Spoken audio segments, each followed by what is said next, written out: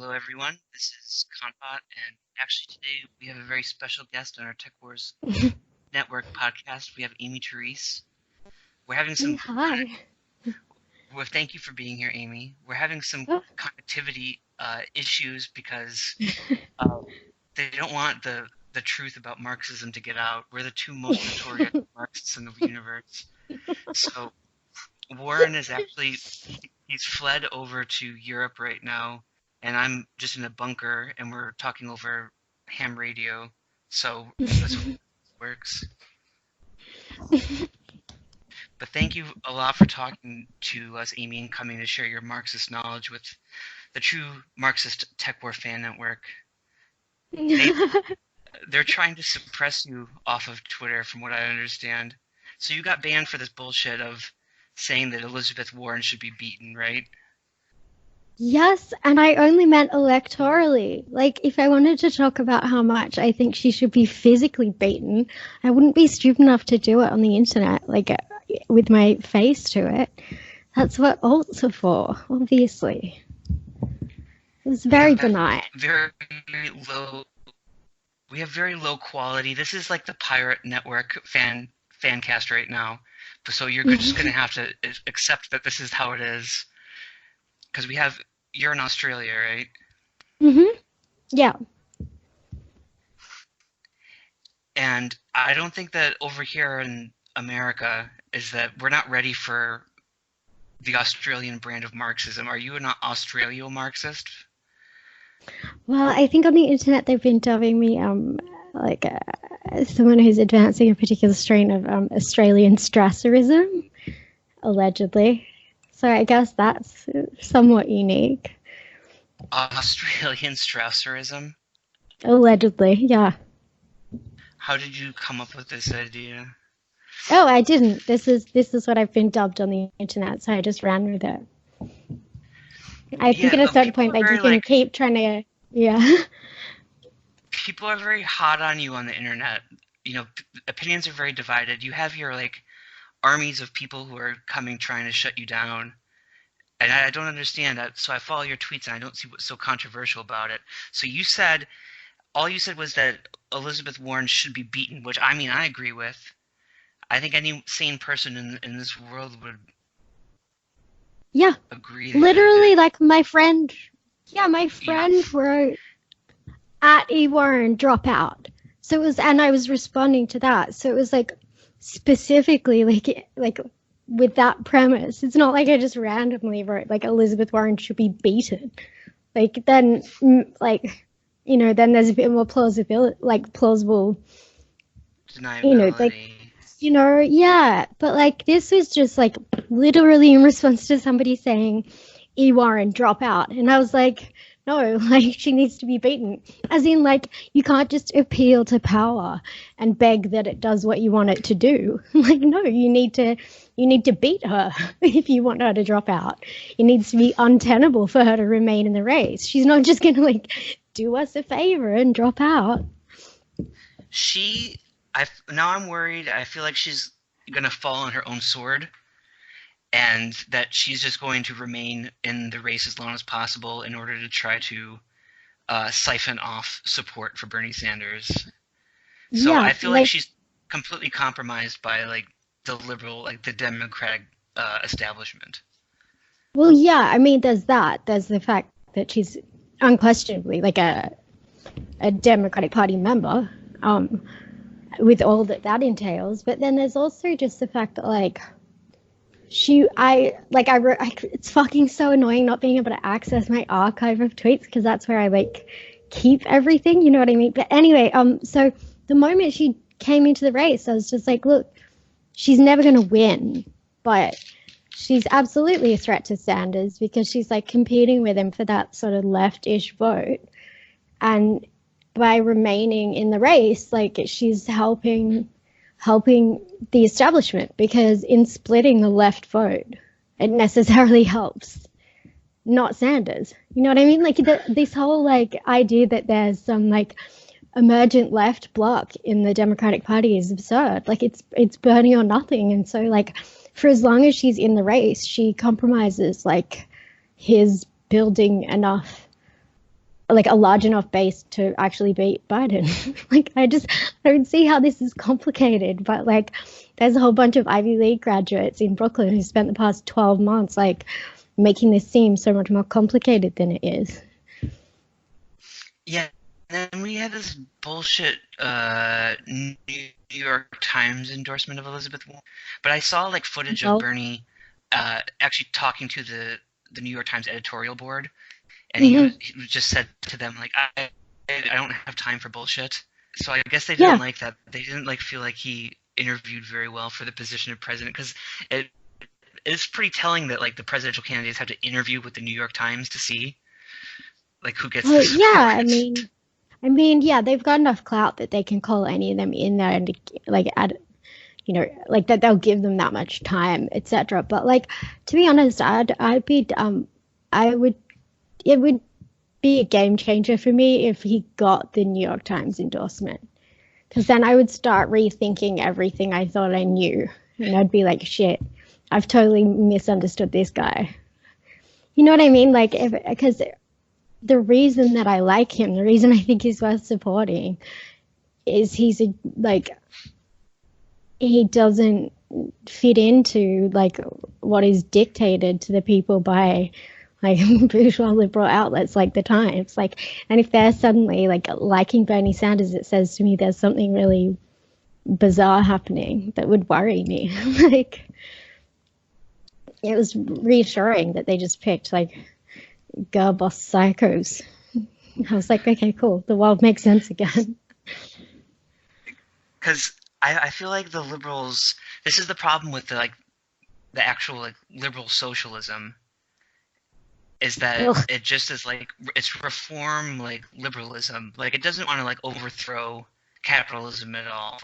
It just wants to like reform it. It's infinitely, yeah. Like, you know.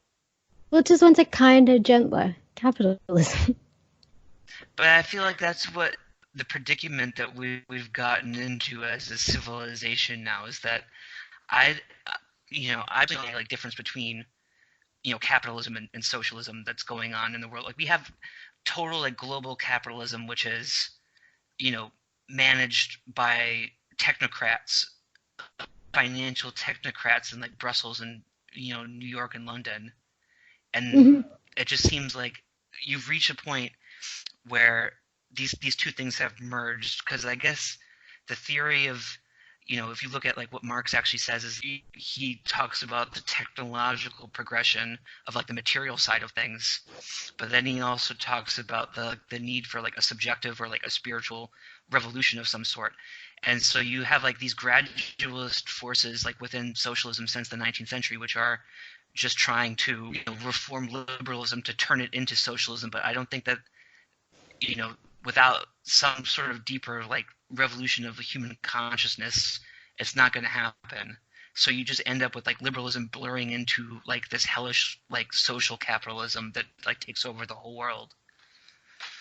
Yeah, I mean, I would be hesitant to like. I mean, there's a great big mushy area in between like pure idealism and then also like, because I would be anxious to.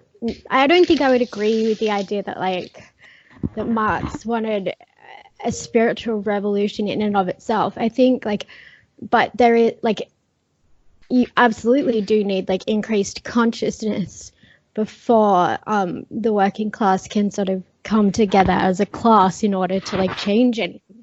So I think like there's a whole lot of gray area there. But I just think ultimately like this is pretty straightforwardly like the whole like socialism left whatever in America is just like it's a class project of a bunch of kids who finished university or entered university around the time of the global financial crash, and because they were raised in pretty privileged environments and expected the world to be their oyster by the time they finished secondary and tertiary education, and like it just hasn't been, because everything's been kind of stalled and not quite what it was. And so that's where you got like a whole bunch of, I don't know. I just think the last 10 years has been a really weird interregnum where ultimately you have a bunch of like incredibly wealthy people all of a sudden telling you that like this is socialism, and it's just like, but you don't talk about labor. You have no role for the working class other than doing what you tell them to do. Like this isn't when there's no politics in this. It's the politics of the managerial class. Like it doesn't have any meaningful relationship to anything Marx is talking about. Like it's just. It's Rawlsian. It's totally Rawlsian, like the whole thing. Like, this is exactly the opposite of what Marx would have envisioned, because he would have envisioned that, so-called like non-productive labor was going to like shrink to zero and was going to be totally squeezed out. But I feel like now we have like this socialist revolution being led exactly by non-productive labor of like administrative people, like at. Why do you hate sex workers?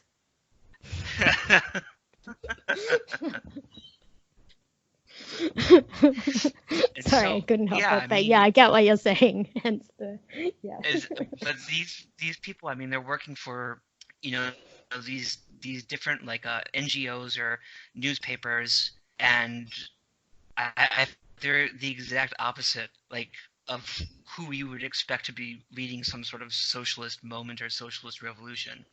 Is that yeah. This all conforms pretty. I mean, I'm not one to sort of lapse into like just quoting text back at people because it's not always useful. But like this is just bourgeois socialism. Like it conforms to everything that he said, and that wasn't even in the later works. It's in like the manifesto. You know what I mean? Like you don't even need to delve that deep to see pretty clearly like how blatantly this conforms to, a project of by and for the wealthy classes that just wants to like smooth out the blunt edges of capitalism. But in so doing, you necessarily need to ignore the fact of domination. Because the moment you start talking about the labor relation, that's when they get really uncomfortable and you get called a stress right and kicked off of platforms. Like this is a class project. It's a project of the managerial class. Like it's not it's not like, call it what you want, but like it's. I call it gradualism. I call it revisionism. I just call it liberalism. That's what, like it's just liberalism. I'm sorry. I mean, no, there's no difference. No, gradualism there's not. Is liberalism. Yeah. And this is like the sort of like takes that you can't get from other, socialist people online. Is that they're not willing to talk about the hard truths, the pirate Marxist radio broadcast right here that's gonna like finally and destroy the Social Democrats forever. I mean, you say things that to me that are just like blatantly, unquestionably true, and like you're supposed to be this like alt-right devil guy if you were to ask anyone in those circles, and like you just say shit that's completely uncontroversial as far as like anyone I've ever met who isn't on the take. But shit like I say I'm an orthodox Marxist. Truly, I don't dispute. But I enjoy the I enjoy the brand. I think your brand of Marxism is at least. It may not be like doctrine here, but at least it's interesting. Whereas these guys are just clowns.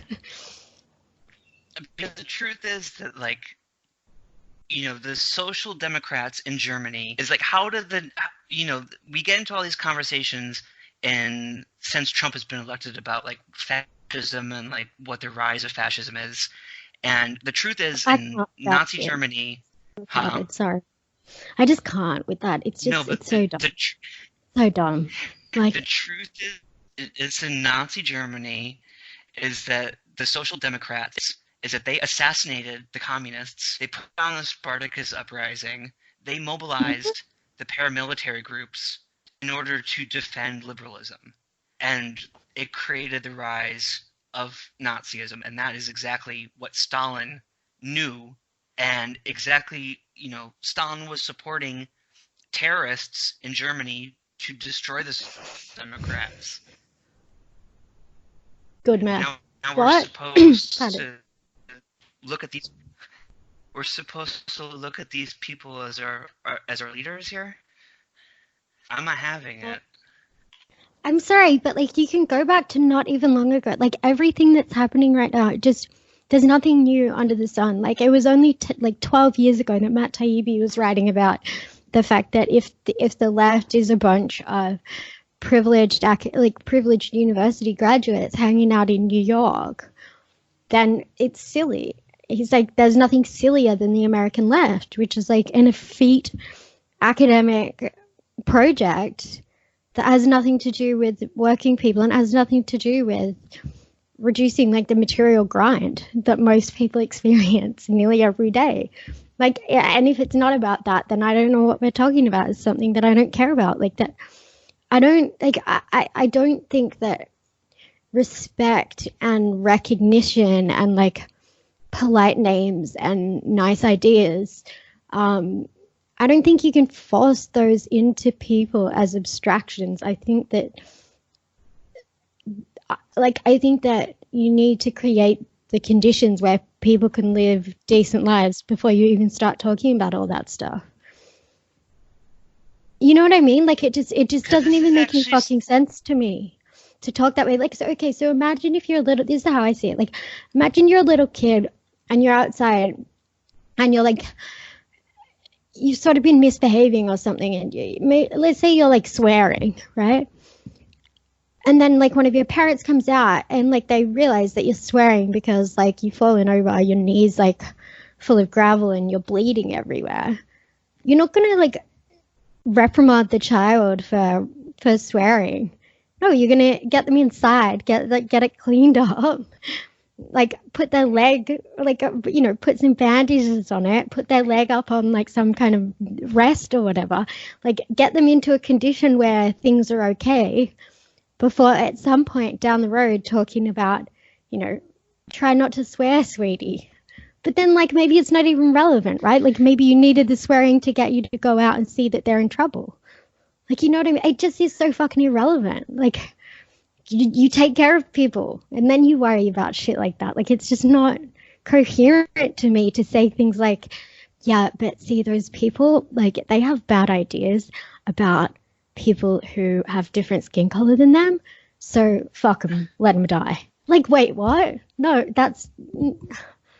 Oh, anyway, sorry. Well, this is Bernie Sanders, is that he doesn't have like a killer instinct, it seems, and he isn't willing to take like kill shots. So it's exactly what you're talking about, is that I feel like he's allows himself to be tied down by exactly what you're talking about, and it prevents him from like just terminating his opponents. Yeah, I think ultimately, like, I think we saw a little bit of it last time, and then I think this time the way in which it's played out has been more long term. So sorry, I'm speaking in abstractions. I think last time we definitely saw like little like hints of it, like that moment where the Black Lives Matter girls like pushed him out of the way and he had to stand on the stage cocked for however many minutes while these like angry chicks are just like yelling obscenities or whatever the fuck they're doing. That was mortifying. Like, you cannot have that. You can't have that, because like how the fuck are you gonna square up against other nations if you can't even manage to like get two random chicks to like behave themselves? Like, if you just stand aside, anyway, whatever, like that doesn't need going over. But I think this time, like, not just the Liz Warren thing, but I actually think like the process of eating into what he's about and diluting it and undermining it, it's not so much that it happens in like instant moments, it's that it's happened over an extended like 3-year period where all these like self-interested actors have wormed their way into his orbit. And now there's like, I get in trouble when I say it online, but like it's basically what I would call like an intersectional trough that has established itself around him, and they're all just feeding from it. And that troubles me greatly, because not because I don't believe in Sanders, but because like every like piece of intellectual artifice that they bring along with them, every boutique fucking cause that they bring along with them is just a liberal trap. Like, it's a trap. it doesn't, like, it's all the type of shit that they make bank from that will not do anything to benefit the majority of people, but it will alienate people from your cause. Like, literally to the extent that where, like, people who have actual influence around him were extending, like, for an extended period of time, there's been pressure on Bernie Sanders to talk to and talk about sex workers. Like, shit like that, that's just, like, so fucking ridiculous. But, and, like, sure, he hasn't. But, like, the idea that you'd let all these people with all their stupid boutique causes be so close to power as to potentially, like, undermine it just really troubles me. Like, the fact that he didn't, at the very beginning, distinguish himself from Warren. Like, you're not running a three-legged race. You're competing. It's a competition, bitch. Two of you aren't going to leave, like, with a trophy. Man, they're cutting up a little because I think they're trying to silence this broadcast. Now you're getting into, like, the truth of things, and so they're interrupting the signal a little bit there. I get what you're saying. I totally agree with you. Because this is something that we've investigated on the TekWars fan network before, is that we've interested in the idea that the progressive stack was developed by the CIA and then infected into Occupy Wall Street in order to destroy solidarity. I have not come across this, but I saw you got in a little trouble over that in Have you recently. I have not seen it. I have not heard this name. I have, okay, so I have an overarching theory about these discourses, but no, I'm not familiar with it. I wouldn't bother, like, arguing, like, that's why I didn't bother arguing with you at the time, because, like, I know nothing of this, like, whatever, but to me, all of those things are just, like, they serve exactly one purpose, and that's, like, maintaining, like, ruling class supremacy. Like, any of that crap, that's literally, like, that's all it does. It balkanizes people. That's literally what it's designed to do. So, like, yeah, if you have a funny story as to the origin of any one particular variation, go for it. Love to hear it. No, it's definitely true. We've looked into this, and there used to be a website. It was called somethingawful.com. Oh god, yes, like my biggest haters are like, they're like veterans of the Something Awful shit. Well, this is the thing, is that, like, is that people like Sam Criss, and, like, Chapel people, they used to have Something Awful accounts.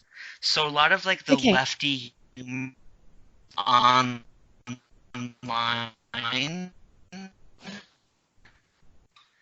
is actually from Something Awful. It's, you know, what they used to do back on that. Like, the hosts were also working for the CIA, or you know, doing. They were involved in some different projects that the CIA was doing. Especially, like, one guy, he went over and got killed in Syria. Like, so you have all these people like Sam Criss who used to be on the site, and then they basically just export humor and a lot of the idea from Something Awful into, you know, basically, like, Occupy. So we've been doing research trying to get into this progressive stack stuff, and I think that basically the CIA implanted it into Something Awful, and then it went into Occupy, and has had its desired effect of basically undermining a lot of these movements. That's interesting. I have my own, like, loose theories about, like, just random people online who I'm convinced are fed, but, like, I can't prove any of this. It's all speculative. I don't know. I think something like, I can't speak to that particular thing about progressive stack. I don't know. Like, maybe this is me being autistic, but, like, all of this stuff, I just get so caught in it at the very, like, it's the internal logic of it that just gets me, like, tripping up at the outset. Like, how anyone could think that it was in any way, like, a reasonable thing to select people from a crowd based on, like, race and gender and other like stupid shit. Like, why would you be wanting to think about people through those frames? Like, I just find that gross on its face. Like, what? You don't know shit about this person. You don't know anything about anyone. Like, shut the fuck up. Just let people pick people. Like, you can't, like, it doesn't make any sense. Like, you're just imposing this new, totally arbitrary new form of normativity, but then being like, oh, we're destroying normativity. It's like, no, you're not. You're just imposing a new one. But like denying that that's what you're doing. You know what I mean? Like, these categories are totally like reductive, and I feel like so much of these categories is obviously it also has to do with consumer choices. Like, it's basically like your marketing demographics. You enter into these categories and you achieve identity, like, basically just through consumption choices. So how can that be the basis of any sort of like revolutionary identity? Well, I mean, the whole thing, like, I hate to say the N-word, but like neoliberalism replaced citizen subjects just with like consumer subjects. And so like if you're a consumer. Neoliberalism, what? Pardon? Say that one more time.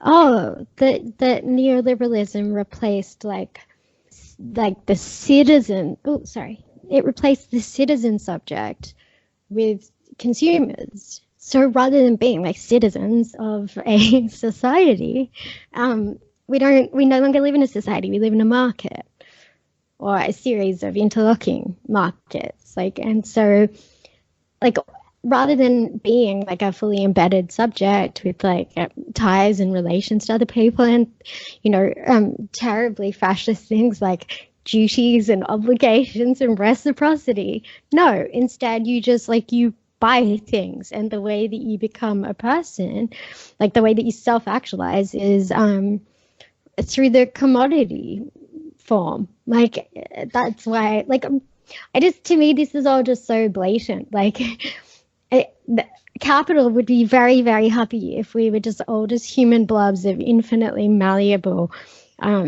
clay that is hyper exploitable. So if you make it that in order to become a fully functioning like person, you need to just constantly be buying shit. This is what all this like identity segmentation bullshit is. It's just like ever changeable commodity relation between the state and people. This is what I believe about like what Disney represents in our culture. I was talking about this. Did you say Disney? Sorry, just with Disney, is because we're having like this, you know, basically what you said is like a market replacing like global society, and that like I don't think there was ever such a thing as the global society. Do you get what I mean? Like, because we weren't, like, we didn't. Yeah. This is definitely a creation of, and a big thing that, you know, I worry about is that any like postmodern, post-capitalist, you know, approach to identity must focus on like, you know, reconciling alienation. It must like create like a, you know, personality within people, and basically, you know, make people whole again by like reuniting all the fragmented parts of themselves.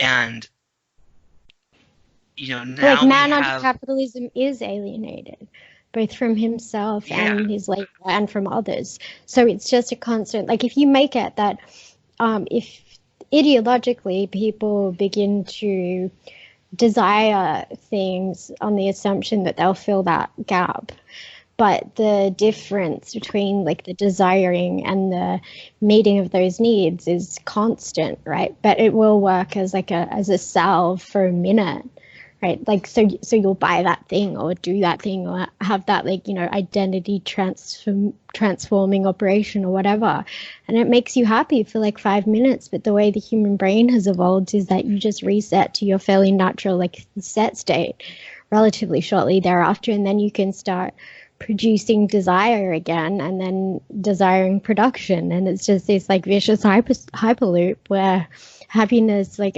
is necessarily elusive. Like, it's always a couple of steps ahead of you, and that's when you go and spend more money. Like, this whole thing is just like necessarily unfulfillable through that method. Like, I don't think you've ever, like, have you ever heard of anyone ever being on their deathbed and being like, oh, I wish I bought that thing, I wish I had a nose job? No, everyone's like, I wish I spent more time with my family and friends. Is that we have this issue now of, you know, in order to have like any society, I feel like you need to have some or some idea in order for people to organize around. And in, you know, the hypothetical like global society that like people want to create, like the neoliberals want to create, is that something like Disney is going to serve that function. Like, that's their intended like a unifying goal, like a like cultural, like a like new Star Wars movies and stuff, is to create like cultural. Yeah, I mean, I think those things like emerge out of the conditions of their, like, the ideas surrounding those things, and like the role that they play collectively, like in some form of global discourse, or just like what they tend to signify, I think isn't necessarily something that's part of like this grand like ideological conspiracy so much as simply like when you make it that capital is borderless, and has inordinate power, then other things will necessarily be like trampled on and mulched and all fed back into like this corporate bog. And so what survives are the ones that have more money and more power. And so you end up with just these like shitty massive films, shitty massive like burger joints. Like, you don't like that. I wouldn't. I wouldn't say that it's an ideology. I wouldn't describe it as a conspiracy at all. I mean, right? Okay, cool. I would describe this just as like market forces like working themselves out. Is that's exactly what globalization does. It wants to undermine anything that you know can stand up against it. You know, a more homogeneating form of, you know, cultural identity that everyone in the world can take part in through consumption. I think it's even less committed. I think it's just totally like normatively fluid, because its only goal is capital accumulation. It will just do whatever's necessary to accumulate capital. So I don't think that capital gives a fuck one way or another about anything cultural. It will just do and use and weaponize anything that's necessary in order to gain more power. So, for instance, if trying to think of example. Okay, so let's say in well, okay, this is shallow, but like, have you ever noticed how in different McDonald's around the world, they have a ton of different menu items, and quite often they'll be influenced by like more local tastes? The local cuisine. Yeah. Yeah. Like, they'll happily insert whatever's necessary to again accumulate capital. And maybe after a few years in that country, like, they'll be less inclined to keep having local stuff on there, particularly in countries where it's only been a very recent phenomenon, right? So like in Chinese McDonald's, and certainly some of the ones in Southeast Asia, there was like a lot more like a random noodle crap. But I imagine if this was like 10 years ago, but I imagine like now, once they're a little more used to them being around. Like perhaps that's not the case anymore. I don't know. That's a terrible example. But like I don't think capital has any commitments whatsoever to anything cultural. It doesn't care. It just wants to accumulate capital. So if you put cultural markers in its way, it will either commoditize those or just crush them. It doesn't care, whatever's more efficient. And this is why the result is so absolutely, it doesn't serve any actual like spiritual function within people. No, and it can't. And I don't mean necessarily it can't. Like in a religious, so you basically, this is just heightens like, and this is exactly why I think the Star Wars movie failed, the latest one, and it was like a big bomb. And I think that people really like reacted so strongly to it because they felt like basically their sex who they're like anymore that can like gather in like consumption of things. Sorry, that you're very fuzzy there. I missed a part of what you were saying. Can you say that again? That this is why it's so world-shaking. Like one of the Star Wars movies is bad, is because it's almost like it's a religious just collapse. Is that people no longer have like the movie is bad. And now we can't like come together in the act consumption and like the basis of like a liberal order.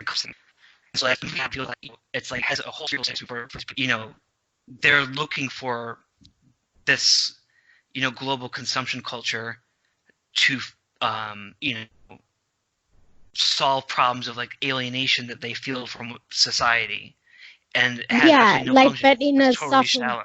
Like in a really subtle, like they are not necessarily cognizant of themselves as doing that, but that is the role that it's serving. Is that what you mean?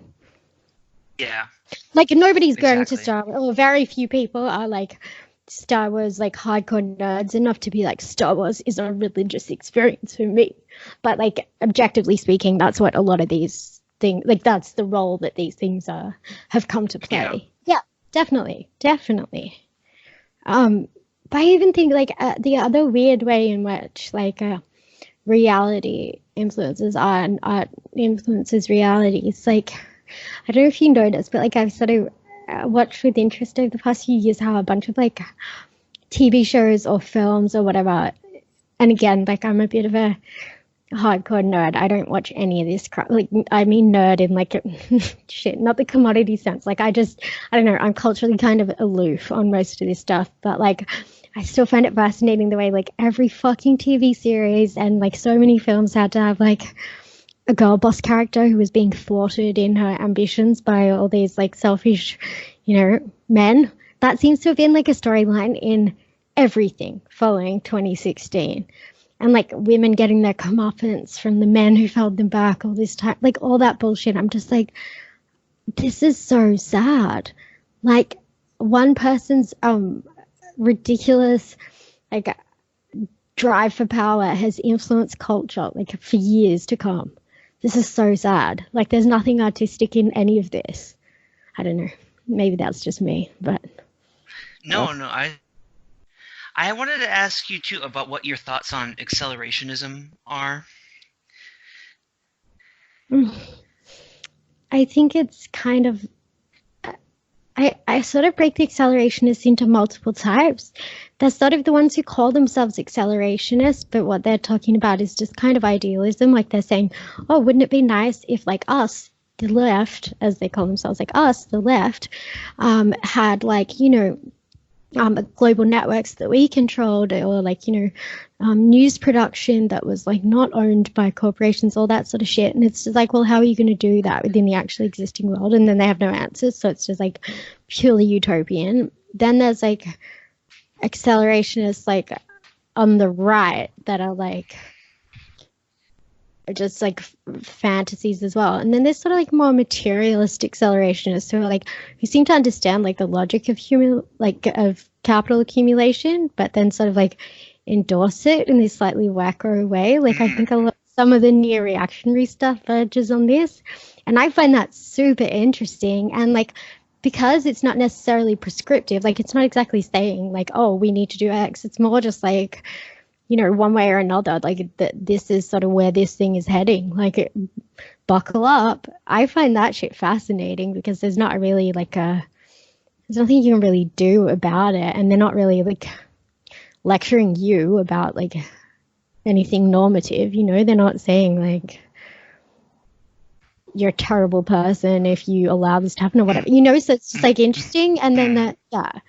And then there's, I think, just like temporary accelerationism, which is more just like, oh, this would be good because it would break kind of a discursive or cultural stalemate. So I think like someone like Zizek was sort of, yeah, Trump would be far superior than Hillary Clinton, say in 2016, because Hillary just represents this like ongoing like zombie like neoliberalism where both sides of bourgeois liberalism are basically hawking the same bullshit with a couple of issues where they polarize people, but no actual change. You know, like the right has guns, the left has abortion, but everything else is exactly the same. So maybe getting someone slightly loopy in there will be just what's needed to sort of break that stalemate. So I think that's a kind of a form of accelerationism too, but it's not comprehensive. It's just like in an individual instance. Like I'm an accelerationist on X as opposed to being like broadly accelerationist, you know?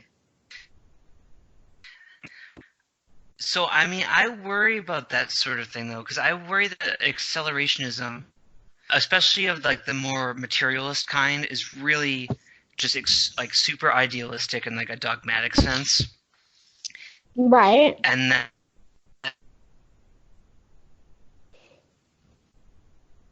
is that he has an essay in there about you can't. I'm breaking up. Can you hear me now? No, that's good. I can hear you now. Yes. Okay. I couldn't hear any before. Perfect. Can you say that again? You were saying you worried that it's...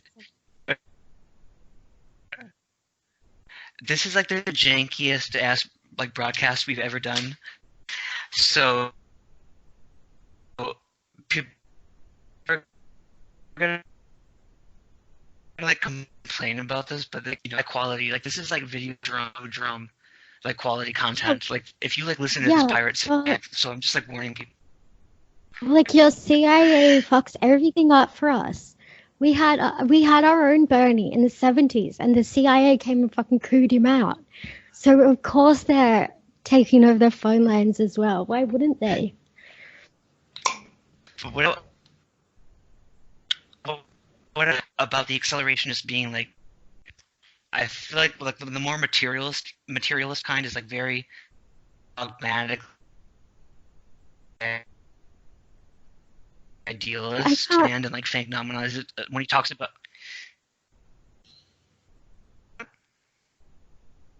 Are you there? I can't hear you. What's going on? I'm just trying to talk about Nick Landon. What about him? Signal keeps cutting off.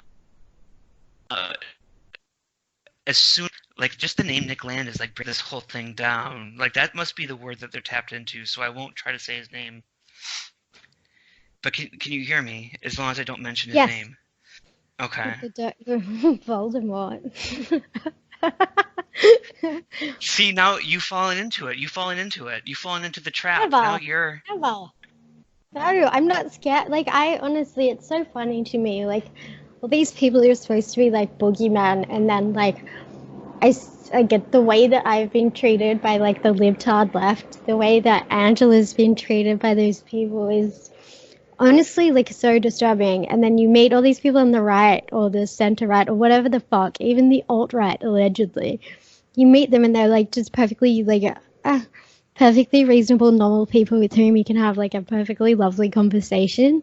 It's just like this whole thing is just like an image making machine. Like, you know what I mean? Like you're supposed to be some like I don't know what, Nick Land is supposed to be like some big scary other. I'm like, bitch, if somebody only exists on the internet, like, and has like like an account, or has somewhere where they're putting writing, if that's what's got you scared, like the world in which you live, or like the power that you are holding on to, only exists due to discourse policing. You know what I mean? Like, you don't have power, I don't have power, Nick Land doesn't have power.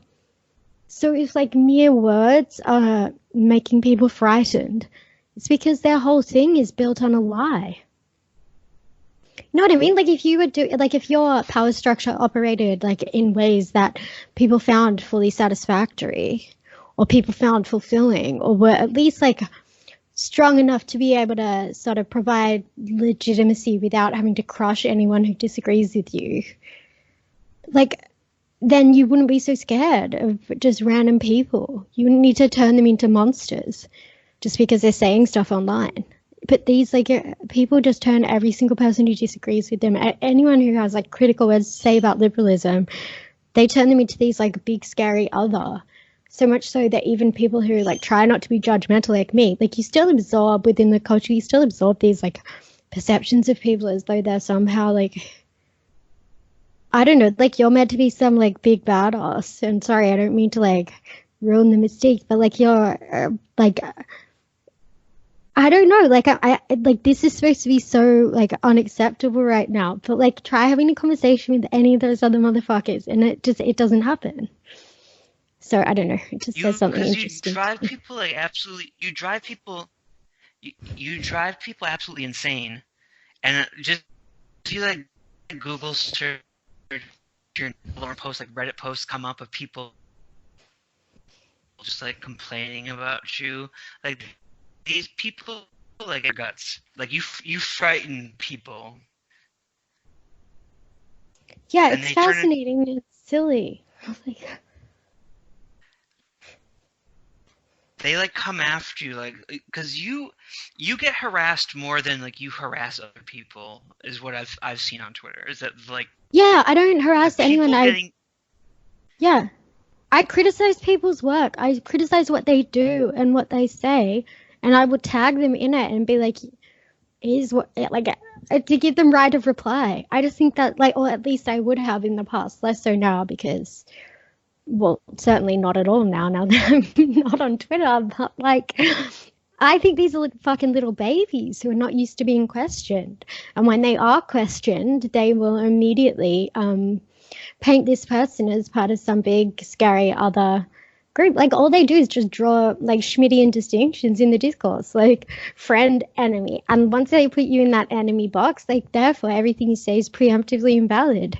And like, that's retarded. And anyone who anyone who like, it's like, you know, it's pure institutional like, privilege that they're trying to defend. Is that these people is that they and what they see as their position within society as like an elite class of like, you know, the so-called thought leaders, or you know, cultural influencers, or whatever, is that they feel like they've gone through the correct path, or whatever, they've gone through the, you know, the correct educational pathway and employment pathway, where now they're in the citadel and they feel like they're entitled to that. And I feel like that's what everything boils down to when you can like corrupt, is that people are like arguing with each other. It has to do with like beliefs. Is that a lot of times these huge feuds are completely materially based. Yes. Well, I mean, I'm sorry, but it's not a coincidence that the women who happen to get, like, the people who are cancelled, like, the absolute worst in ways that you can't come back from. Like, number one, they're pretty much always women. And number two, they're always women without institutional backing. Because it's much, much easier to do that. Like, I don't know, it just is... I don't know. I think partly I've got an advantage insofar as, like, I've been in those schools. I've been around those people. They're all like dumber than me. So I don't care. So I don't like. I guess I can confirm that. yeah. Like I don't. Yeah. I just and so like there's zero intimidation. I don't suffer like stupidness easily, and so the usual like usually they just try to like intimidate people by sort of trying to mystify things. And most of the time I'm just like, no, it's not how it works. Like that's not true. I don't care. But like also not being materially connected to them in any way. Like it's no accident that it took someone in Australia to see what was going on clearly. You know, if I need to get a paycheck from these same fuckwits, or needed like if I socialized with them, or was worried that like at my next job at a media establishment, one of these people might be involved in the hiring process, then yeah, I would be cognizant of that all of the time. You know, you need to not bite the hand that feeds. And so I think like there's such a strong form of economic coercion there that keeps the whole thing humming along. Like even if you disagree, but disagreeing is going to mean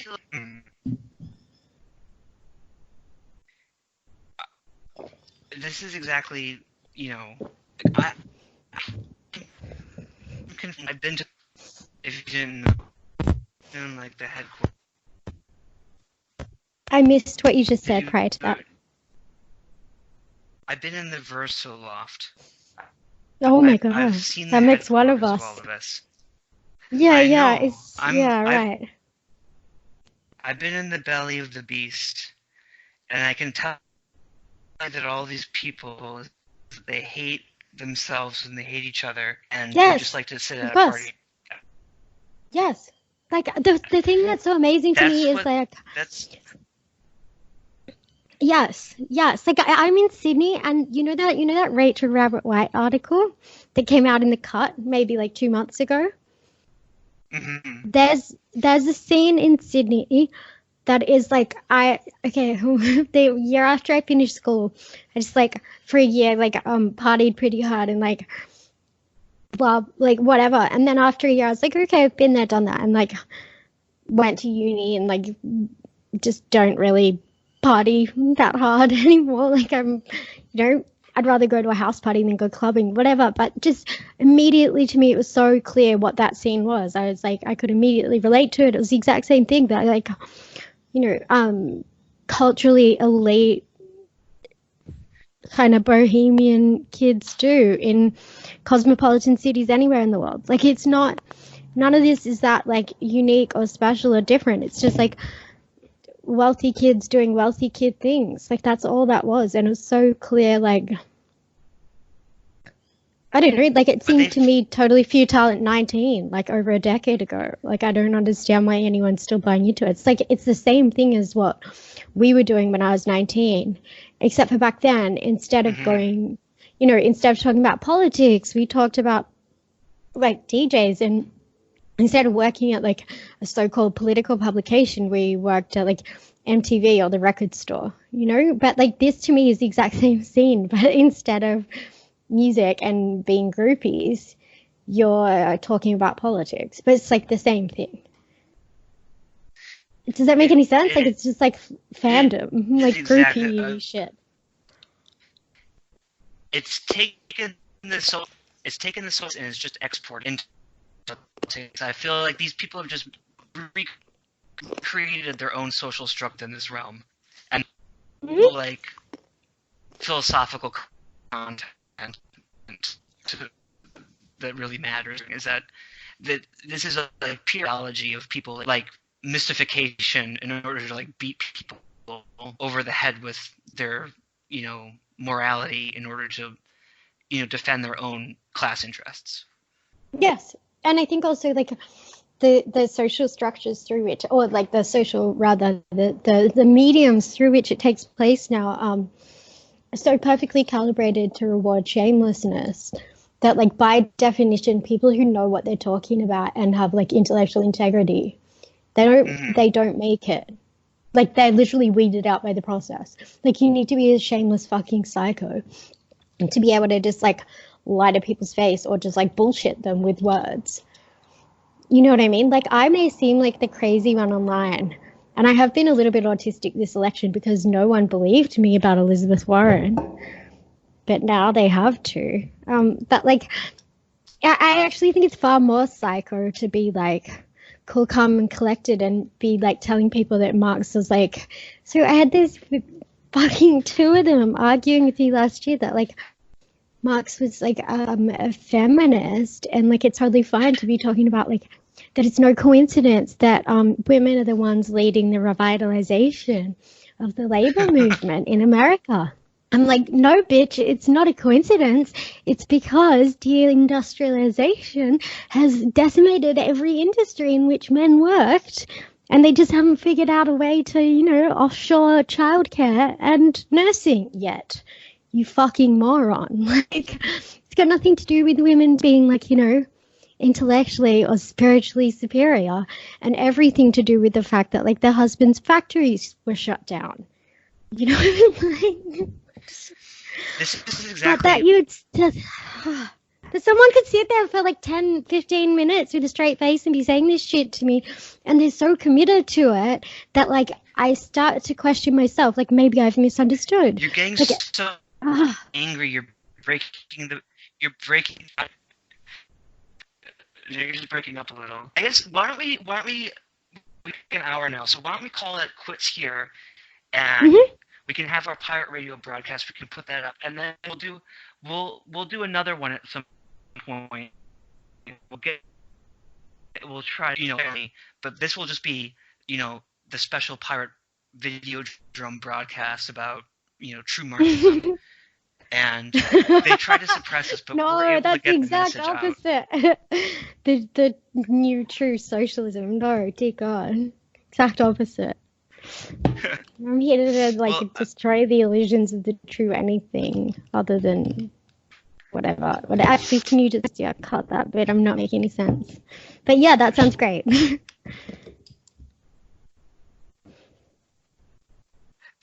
So thanks a lot. And you don't have a new one yet. There's someone, like, posing as you. Have you seen this person?